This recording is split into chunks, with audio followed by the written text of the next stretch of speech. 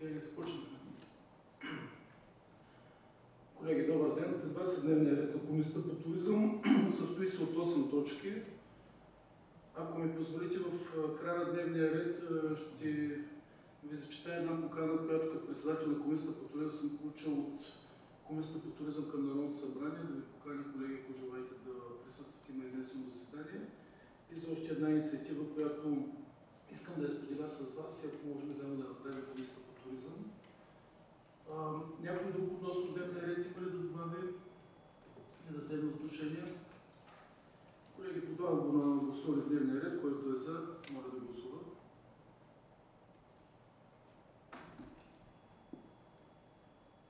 Колеги, първа точка от дневния ред, както и втора, касаят проект, различни са проект на наредба. Първа точка е проект на наредба за изменение и допълнение на наредбата за определение и администриране на местните такси и цени на услугите на територията на община Бургас. Само да попитам, виждам, че господин Стамболиев е тук, като е свързан с неговата точка. Тя не е моя. Да, извинявайте, точка, която касае и вас. Вие, извинявайте, за коя точка сте?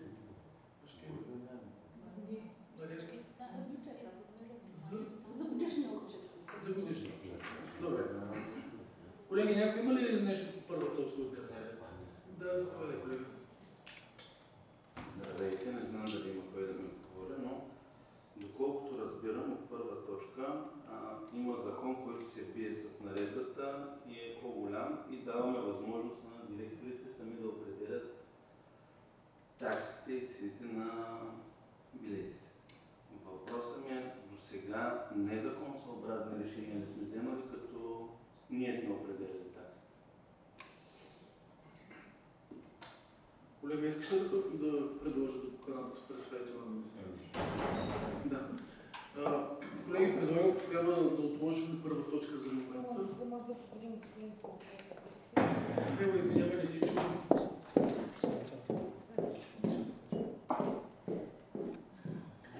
Добре, колеги, като изчакваме представител на администрацията да ни внесе ред, предлагаме да разгледаме и втора точка от дневния ред. Просто отлагаме за момента първа. Проект на правилник за изменение и допълнение на правилника за организацията и дейността на Общински съвет, неговите комисии и взаимодействието с Общинска администрация на община Бургас.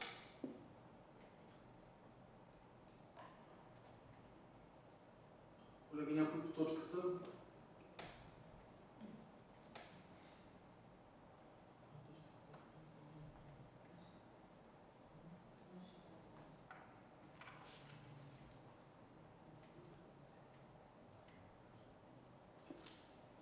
Колеги, не виждам някой да иска да вземе отношение по точката. Колеги, който е за, моля да гласува. Против? Въздържали се?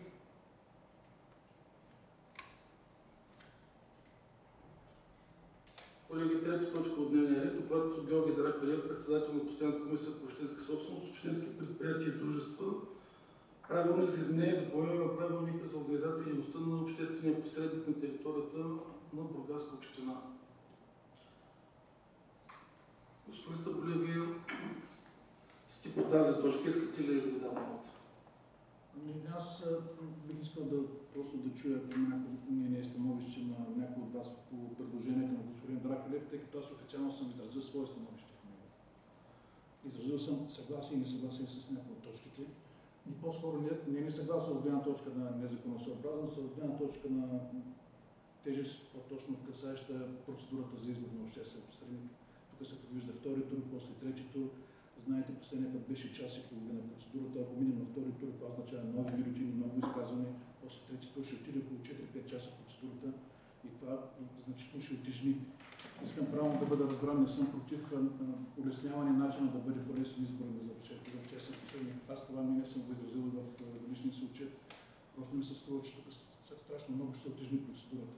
Но решението е ваше, разбира се, Общинския съвет го избира, така че ви трябва да прецените дали и как това да бъде уредено. По отношение на останалите промени, които са, някои са просто лексически, граматически, наистина има нужда от въвеждане на корекции. Въведено е за първи път и това правомощие на кандидат-депутатите да се изкажат пред Общинския съвет в рамките на 5 минути, нещо, което беше на практика проведено на последния избор, но го няма залегнало като процедура в самия правилник. Това според мен е добре да бъде въведено официално там. Всъщност, моите опасения са само от гледна точка на тежестта на процедурата във втори и трети тур. Това е. Всичко останало окей според мен. Благодаря.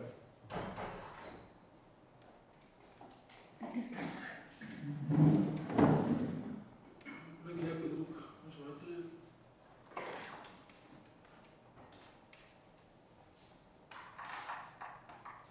Колеги, който е за правилника, моля да гласува.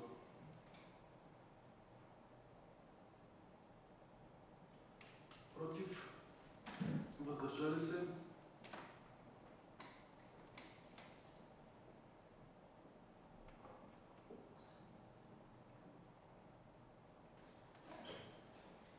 Колеги, четвърта точка. Докладна записка на Димитър Николов, което е община Бургас, относно изменение и допълнение на правилника за дейността на общинското предприятие по обреден комплекс Бургас. Някой желае ли думата? Колеги, който е за, моля да гласува. Въздържали се и против него. Пета точка от дневния ред. Годишен отчет за изпълнението на бюджета на сметките и средства от Европейския съюз на община Бургас. Колеги, някой иска ли думата по тази точка? Който е за, моля да гласува.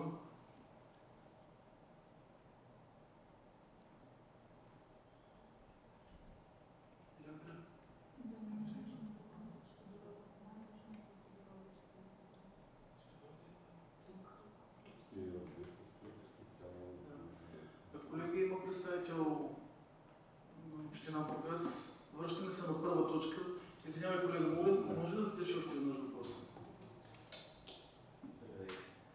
Как да кажа, доколкото разбирам, даваме правото на директорите сами да преценят цените на услугите и няма да ги решава Общинския съвет. Това означава, че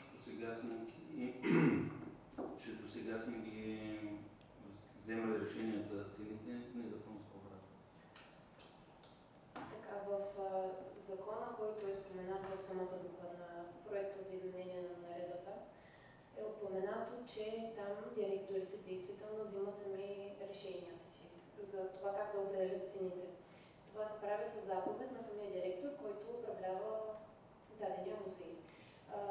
Единственото, което сме направили погрешно е било, че сме описали в наредбата за определянето на местните такси и цени на услуги. Просто сме описали тази цена, а тя трябва да бъде определена от директора. Те така иначе си ги определят, просто сме я намесли в наредбата. Но не е незаконосъобразно, просто трябва да го премахнем от раздела, от приложението. Това не е само тук, това е в цялата страна. Във връзка с промените в Закона за културното наследство, което налага директорите на областни, какъвто е регионалния музей, общински, какъвто е авиомузей и галерията, директорите сами да определят тези цени. Но така или иначе те се съобразяват с принципала, който е, разбира се, община Бургас, Общински съвет.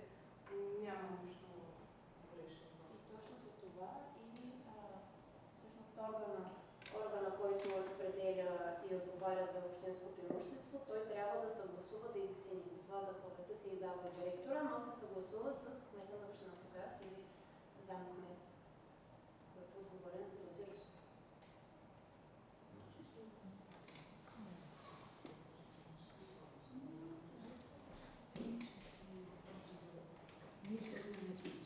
Колеги, някой друг желая ли да вземе отношението по първа точка?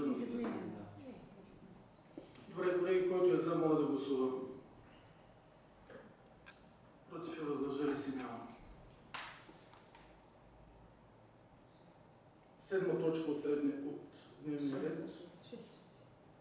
Как пето е да лезем? Шеста. Те са подобни, може би, за това се подведат информация за отчет за касово изпълнение на бюджета и сметната средства от Европейския съюз в община Бургас. Колеги, който е за, моля да гласува.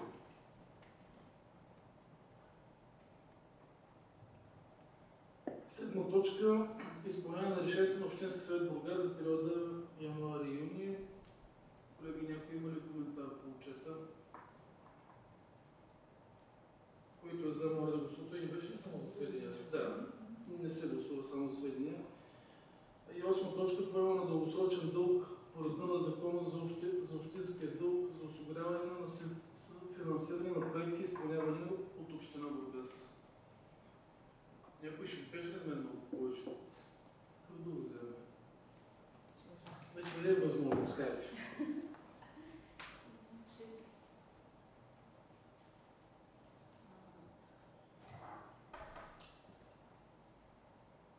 Община Бургас много внимателно подхожда по въпроса, когато трябва да осигури външни средства, различни от безвъзмездна финансова помощ и собствени средства за съфинансиране на проекти. Опитваме се да изберем оптималния вариант. Хем да не използваме максимално собствените си ресурси, хем да осигурим все пак средствата на достатъчно ниска лихва, за да може да се осигури изпълнението на проектите от Европейския съюз, които в новия програмен период изискват значително по-високо съфинансиране, отколкото предходния. С решението, което Общинския съвет взе за изпълнение, за приемане на бюджета, даде предварително съгласие такъв дълг да бъде поет, но не в детайли. Закона за общинския дълг изисква изрично решение на Общинския съвет за размера на дълга и разпределението по определените проекти, които ще бъдат съфинансирани с тези средства. Съгласно Закона за общинския дълг, за спазване на процедурата за конкретните решения, които Общинския съвет трябва да вземе по отношение на продължителността, размера, цената на кредита. Тези детайли са описани в доклада. Считаме, че сега е добър момент за поемане на дълг, защото лихвите, които предлага фонд ФЛАГ и Фонда за устойчиви градове, с които ние предпочитаме да работим, защото те са ориентирани към общините за осигуряване на финансов ресурс за изпълнение на проекти и осигуряват ниски лихви и добри ценови условия като цяло. И заради това предложението е дълга, който се предвижда да се вземе, той не е еднократно финансиране в продължение на 4 години, поетапно, в зависимост от необходимостта за финансиране на разходите по съответния проект, ще бъдат усвоени средствата посочени. Благодаря много. Колеги, някой има ли по точката? Колеги, който е за, моля да гласува. Против? Въздържали се? Да, защото не видях дали гласува колега за това. Един въздържал се. Колеги, с това се изчерпва дневния ред. Господин Хаджиянев, добре дошли. Да ви благодаря, ако съм тук, ако някой има въпрос към мен, защото аз съм така на 5-6 докладни и не знам какво е при вас ресорно. Правилните, да. Правилните, предполагам, че се запознали. Целта е наистина подобряване на работата. Премахвам глобите, които са в левове. Ще станат процент от възнаграждението. Горе-долу също съотношение. Две от комисиите, които са с ниска ресорна капацитетност, се премахват. На две от комисиите променяме наименованието и създаваме една етична комисия, която е изискуема от новите изменения в Закона за местното управление и местната администрация. комисия да има до двама зам-председатели, всяка комисия да се решава. Защото много е възможно някои от комисиите в последствие да се увеличат техния брой и съответно да е нужно да има двама заместник-председатели. И общо взето промените с това. За питанията, може би видяхте, има един срок, който наистина затруднява всички администрации, общини съветници. Това е 10 дни преди сесията. Аз го промених на 10 работни дни. Защото обичайното, което се случва е в петък. В петък влизат в късния следобед питанията. Аз ги разпределям до господин Николов, само че те влизат в понеделник. Понеделник до обяд има голяма оперативка. Във вторник започват комисиите. Вторник, сряда, четвъртък. И те реално имат един ден петък да работи администрацията за питанията. Затова ще се увеличат с 3 дни де факто, ще се върне назад, да може администрацията да има. До сега трябва да ги подаваме до вторник. 10 работни дни преди сесията. Тоест да има администрацията 10 работни дни да отговори. До сега бяха 10 календарни дни. 10 работни, пак ви казвам, тъй като обичайно всички знаят и питанията, и докладите влизат в петък. Влезат ли в петък, те реално унищожават смисъла на работа. Вижте, такива леки промени в правилника, мисля, че това е пътя да постигнем един добър акт. Разбира се, виждате, отваряме го, ако нещо се наложи отново, пак ще го пипнем. Пак ще го пипнем. Но сега за комисиите използват възможността, че искат етична комисия.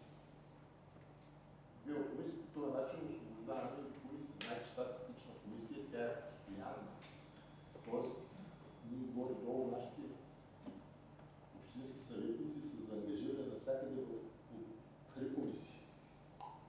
И в етичната комисия нямахме юрист. Кошмар. И слава Богу, сега закрием положението. Мадлен се освобождава, да влезе, нямаме да имаме юристи, да имат много отчетническа. Това е въпроси. Колеги, аз се възползвам от това, че председателя на Общински съвет е тук. Искам да ви информирам първо за комисията, която ви споменах. Получил съм на почта си от комисията към Народното събрание, която е по туризъм, за предстоящо изнесено заседание, което трябваше да се състои на 26 юли, събота в хотел Приморец. Поканен съм като председател на комисията по туризъм. За първи път, между другото, откакто съм общински съветник, това е 10-та година, оглавявам, мога да кажа, временно само за кратко и съм, но тогава беше моята съпруга Мария Търновка, председател на тази комисия. Виждам да има изнесена комисия. Тя е, между другото, работеща от 47-то събрание насам. Получил съм втори имейл, който се променя местото. Това е хотел Вила Лист в Созопол, конферентна зала Аполония. Като първа точка от дневния ред е предизвикателства и ключови фактори, определящи туристическия сезон лято 2025. Господин председател, се радвам да останете, защото имам нещо предвид. Защото знам така сте влезли в нашата комисия. Моля ви за още 2 минутки. Колеги, като председател на комисията по туризъм ви каня, който желая може да се включи. Мисля, че ще бъде интересна работа на комисията по туризъм в Народното събрание. Първо ще чуем представяне на стратегията, предполагам, че ще видим и как чисто институционално функционира. Предполагам, че ще има доста по-широко присъствие.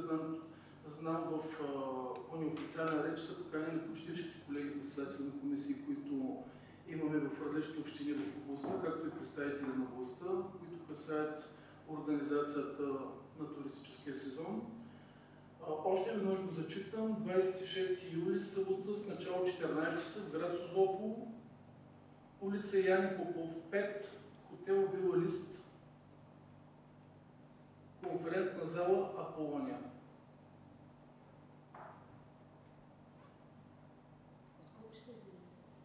Моля? Да, повтарям още веднъж. 14 часа Созопол, Адресът е улица Яни Попов, 5. Това е на хотел Вила Лист, а конферентната зала е Полония. Колежки, какво искаш да добавиш? Всъщност на това изнесено заседание ние сме домакини, вече по наша покана, но поради факта, че нямаше достатъчно хотелски стаи в Бургас налични, трябваше да се измести в Созопол, но въпреки всичко ние оставаме домакин на среща, така че всеки един от вас е добре дошъл на тази изнесена комисия по туризъм. Като идеята е тя да бъде съвместно и с парламентарната комисия по транспорт, може би и министъра на транспорта също ще присъства заедно с нашия ресорен господин Боршош. Добре, колеги, ще ви разкажа една лична история, без да споменавам обект. Тая седмица бях рядко ми се случва да излизам, тази седмица бях в едно от бургаските научни заведения. Искам да ви кажа, че станах свидетел на момче, което му беше станало лошо и видимо в обект се подаваше райски газ. Затова предлагам до края на седмицата като председател на Комисията по туризъм да ви направя един план за конкретни стъпки. Това, което можем да направим като комисията, като съм с ясно съзнание, че не трябва да си позволяваме никакъв натиск върху туристическия бизнес, но мисля, че приоритет пред нас е да не само защото виждам, че резултати по отношение на в началото на годината на сезона, както върви като община Бургас, са много добри, но за бъдеще трябва да се поставим, освен всичките политики до момента, които сме наложили, за сигурността и качеството на туристическия продукт. Предлагам ви да изготвя една декларация, позиция, която затова помолих председател на Общинския съвет да остане, да я внесем с конкретни мерки, да се изправим срещу продажбата на райски газ в бургаските заведения и се надявам да имаме малко по-голяма активност. Трябваше да търся съдействие от страна на комисиите, които са по здравеопазване, обществен ред и сигурност към Общински съвет. Ще гледам да ги посетя през тези дни. И ако се включите активно в изготвянето на една такава декларация, предлагам с конкретни, освен декларация с конкретни мерки да я приемем. Но в основата на тази декларация, на тези стъпки да бъдем Комисията по туризъм. Предполагам, че няма да имате нищо против, като всеки ще има от вас възможност да даде конкретни предложения. Господин председател, това беше причината да ви помоля да останете. Като председател на Комисията по туризъм в законоустановения ред най-вероятно може да се наложи да внесем първо някаква извънредна докладна записка и също да искаме и Комисията по туризъм да внесем такава декларация позиция. Добре. Само ще ви моля наистина да е съвместна, защото включите и комисията, освен здравеопазване, комисията на безопасност, Обществена сигурност. Имайте предвид, че полицията всяка седмица извършва мероприятия в тази посока. Ако изберете друг път, с удоволствие може да администрираме, където кажете, дали в нашата зала или някъде изнесено, една кръгла маса за райския газ. Знам, че и Комисията по социална дейност и госпожа Кирова е заангажирана. Знаете, че има и общинска комисия, която се занимава с наркотичните вещества. Ако искате кръгла маса, защото не забравяйте, че вършат се много действия, правни фактически, които хората не забелязват. И т.е. да не стане една декларация и пожелателни изрази, а реално да се вършат много неща. Аз знам, че такива се вършат. Така че съгласувайте ги. Местната комисия, органите на полицията ще окажат съдействие. Ако искате, направете кръгла маса. Господин председател, това е политически акт. Сигурно ще инициирам внасянето на такава декларация. Търсим обществена подкрепа. Знаем, че в това, което ще се окаже на кръглата маса, може и повечето хора го знаем, но така или иначе това, което се случва извън тази зала, е, че наистина се продават по определени места райски газ в града. Продават се. И наркотици се продават. Затова търсим отзвук, обществена подкрепа, Това не е в прерогативите и правомощите на Общински съвет, като публични лица и като политически може За да да бъдат бъдат. посланища силни, насочени, ясни, трябва да бъдат и по-конкретни. Да, както гледате, аз го повдигам, кажа, че ще създам имаме се работна група, просто... Цяло подкрепям господин Табаков. Благодаря ви, господин председател. Цяло подкрепям. Мария, заповядайте. Тази връзка ще си позволя да дам много уточнение. Когато изготвяме становището за тази декларация или предложенията, които ще бъдат вътре в декларацията, имайте предвид, че има огромно разграничение между продажбата, разпространението на наркотични вещества или някакъв вид психоактивни вещества и употребата. За да не се бърка, да не се вменява на органи, които нямат тези правомощия. За разпространението и продажбата на наркотични вещества отговарят едни органи, за превенцията на употребата други органи. Задължително трябва да присъстват представители на МВР. И препоръчително да има представители на местна комисия за борба срещу противообществените прояви на малолетни и непълнолетни, тъй като основни консуматори на райския газ са непълнолетни. Те също не би следвало да бъдат в вечерните, в нощните заведения, а те са там. Така че е добре на тази кръгла маса или въобще в декларация, когато изнася някакви мотиви, всичко това е упоменато. Мария, аз много ще разчитам на твоята компетентност, колеги, съвсем накратко да ви кажа, това не е да изпратим органите на реда да притискат туристическия бизнес. Знаете, че се направиха няколко обществени кампании, примерно "Не диша" и "Смърт" на БНТ, която примерно не засягаше само лайковете, но спокойно можем да го направим национално ниво, което да засяга и райския газ. Второто, знаете, че има общинска програма, по която можем да направим промяна и да внесем забраната за продажба на райски газ. Имаме такава действаща общинска програма, която може да бъде съпроводена с информационна програма. Мария, заповядайте. Извинявайте, че ви прекъсвам, господин Табаков, но да си говорим нещата право в очите. Нито една от програмите, които действат на национално ниво или на местно ниво, не работи. Официалните статистики показват, че всяка година пада по възрастовия праг за първи контакт с дрогата, започват да се смесват изключително много психоактивни вещества, употребяват се вече от малолетни. Първите зависими са на 9, 10, 11 години, защото дрогата е предназначена за тях, като желирани бомбони, бисквитки, близалки и тем подобни. Във вейповете се слагат какви ли не съставки с неясно съдържание, неясен произход и абсолютно непредсказуеми ефекти от употребата. Нито една програма на този етап не работи. Ако те работиха тези програми, от една страна ще да се повиши обществения интерес към темата, от друга страна родителите ще да бъдат по-ангажирани, учителите ще да бъдат по-компетентни по темата и въобще всички специалисти, които работят с деца. Не работят. Децата употребяват масово, децата продават масово едно на друго всичко, каквото може да си представите. По-скоро трябва да... Силните послания също не работят, ще ви кажа защо. Защото това е една много чувствителна тема, която в момента, в който се засегне, първо, обществената стигма за наркотичната зависимост е изключително властваща все още при нас. Много често самите родители прикриват употребата на наркотични вещества от своите деца, за да не попаднат под тази обществена стигма, от страх, от срам и от абсолютна безпомощност. Другият сериозен проблем е, че не се...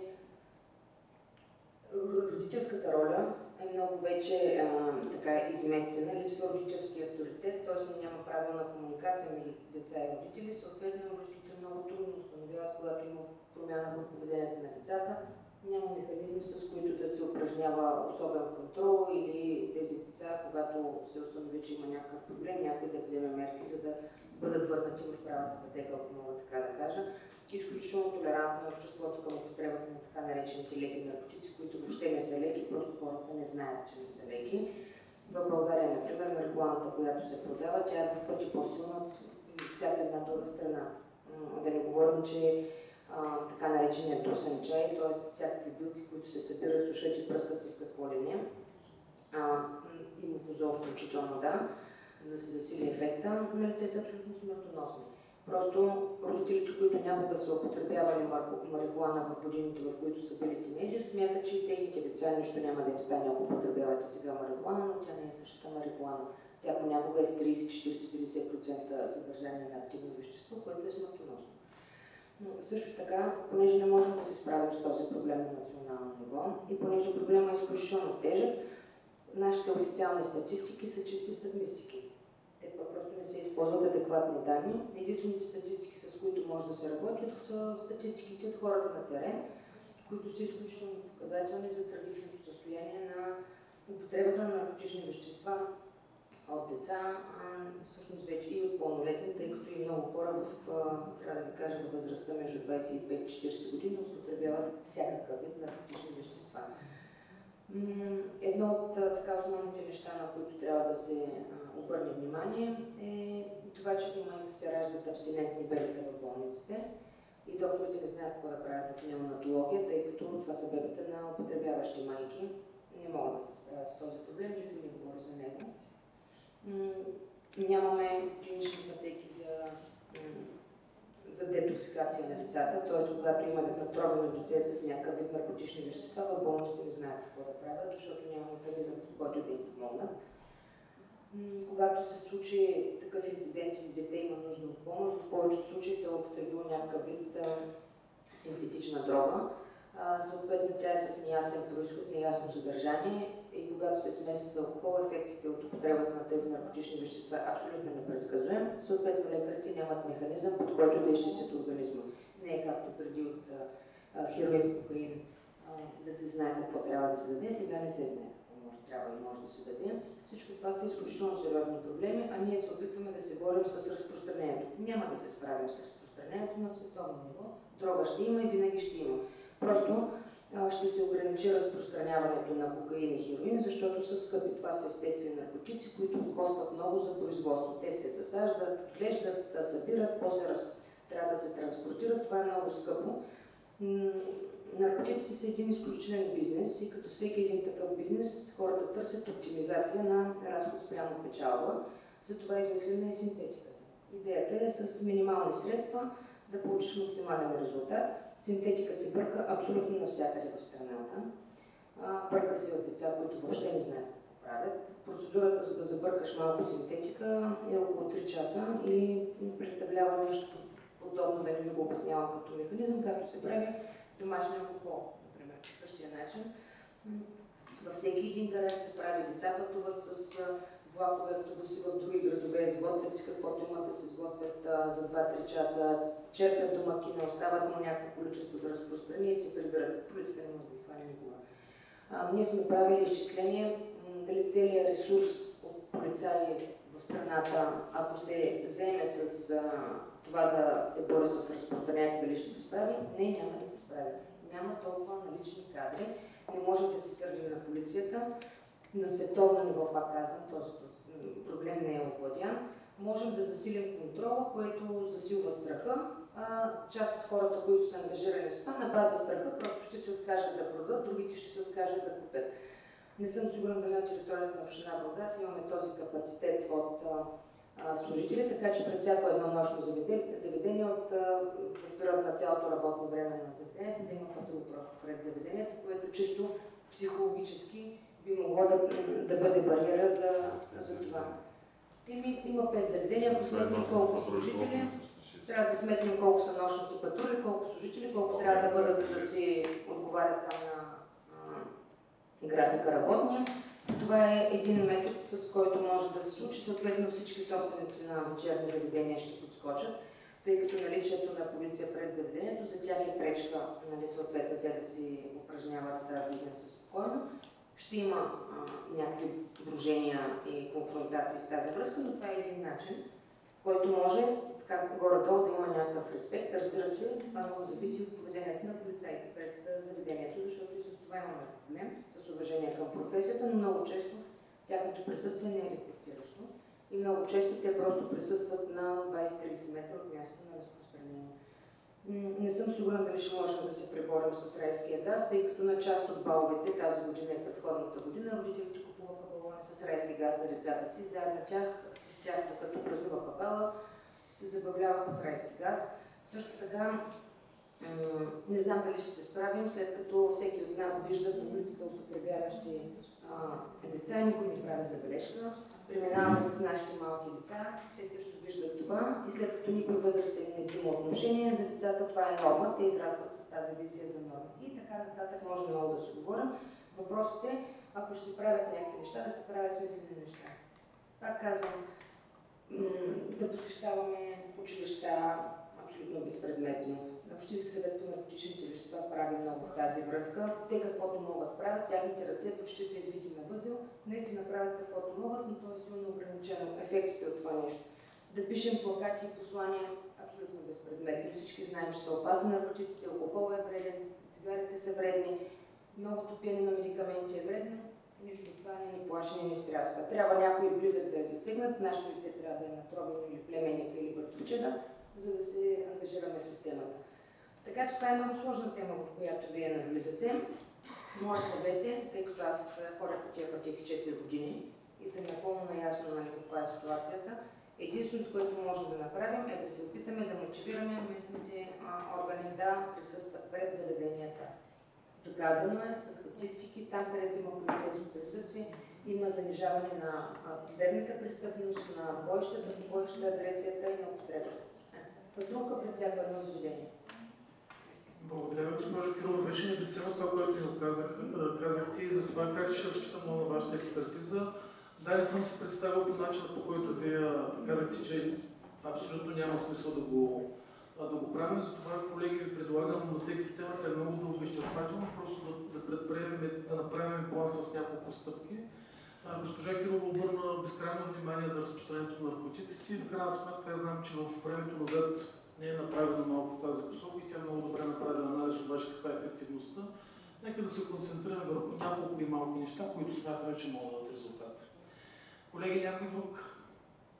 Пожелавам хубав ден на всичките и ще се радвам да се видим в събота на неизвестното стане.